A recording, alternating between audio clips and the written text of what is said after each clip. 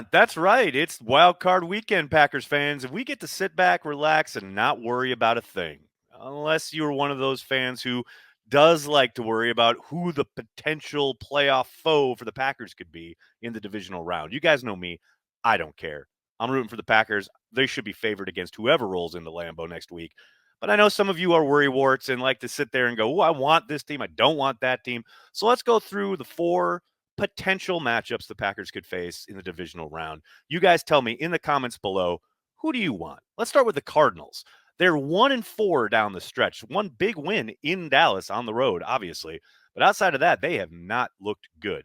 Kyler Murray not playing nearly as well as he was early in the season. He looked like an MVP candidate, but the loss of DeAndre Hopkins seems to have really turned things around and not in a good way. You couple with a suspect offensive line in front of him, there's just no rhythm to that offense at the moment. Like I said, they went into Dallas and they did just enough to pull out a victory there.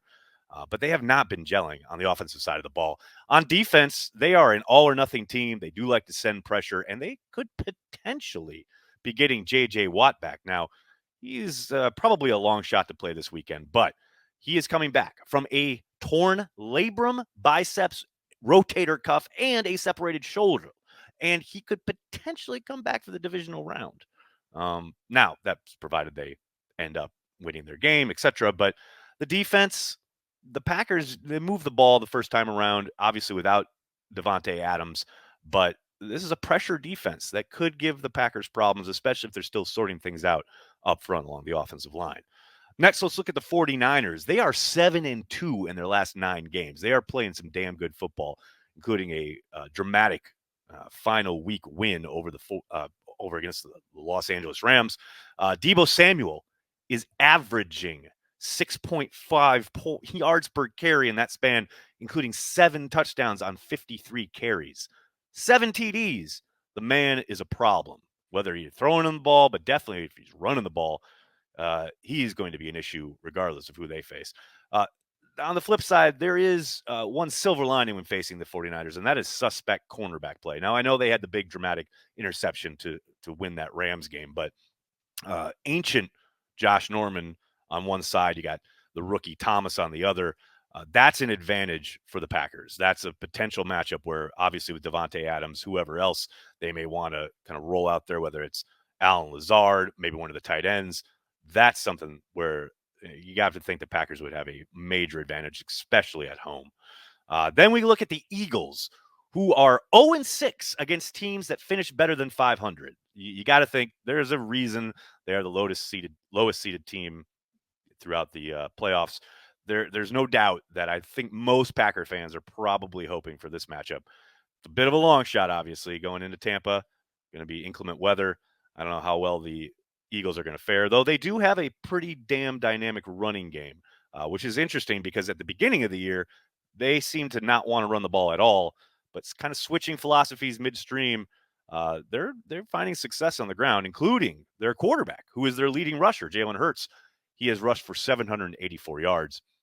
On defense for the Eagles, they rank number 18 in points allowed, number 23 in defensive passer rating. You got to think if they ended up in Lambeau, Rodgers and company would be throwing it all over the yard. And then finally, the Rams. Yes, lots of big names. You guys know them all. We've got Aaron Donald. You got Jalen Ramsey. You got Floyd Miller rushing the passer. Obviously, on offense, you've got Matt Stafford, OBJ, Cooper Kupp. They have weapons for days on both sides of the ball. Clearly, we know the Packers have beaten them once already, and the last 2 times they faced them. But that is a dangerous group, a collection of talent that is not to be sneezed at, no doubt. Now, you look at Matt Stafford, obviously turnover prone. The guy has thrown 8 interceptions in his last 4 games. You don't have to look much further than the Packers game when he had the pick 6 to Rasul Douglas. The guy just cannot take care of the football. And in the playoffs, the ball is even at more of a premium than it is in the regular season. You have to think Stafford would be right for the pick in there. And then one final note on the offensive side of the ball, you mentioned all the big names, but one guy that kind of gets forgotten about, I think, is Van Jefferson, their number 3 wide receiver. And I know Packers fans probably remember him because he had that big touchdown that kind of got the Rams going in that game in Green Bay. He's one of the better deep threats in the league, and he, took over when they suffered injuries at wide receiver. He is second on the team with 50 receptions for 802 yards and 6 touchdowns. That's their number 3. So you have to think it's a good thing the Packers are getting Jair Alexander back when they are, hopefully. That's the assumption anyway, heading into the divisional round, because they're going to need that talent at corner to match up with some of these wide receivers if the Rams end up at Lambeau Field. So there you go. There are your 4 potential matchups. Who do you want? Let me know in the comments below. Hit like, hit subscribe, tell your friends, and tell your family. Cheesehead TV, we are devoted to Green Bay Packers fans worldwide.